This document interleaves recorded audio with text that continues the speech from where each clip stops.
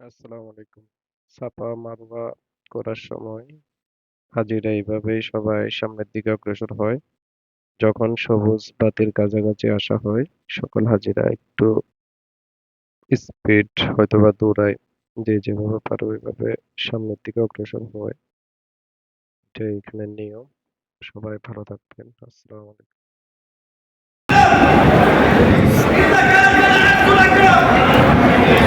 اللهم اغفر وارحم واعف عنا انك انت العبد الاكرم.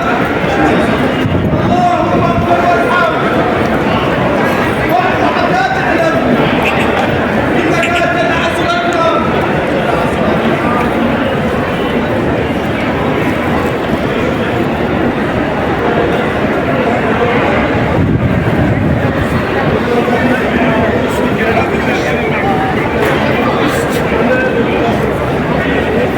لا اله الا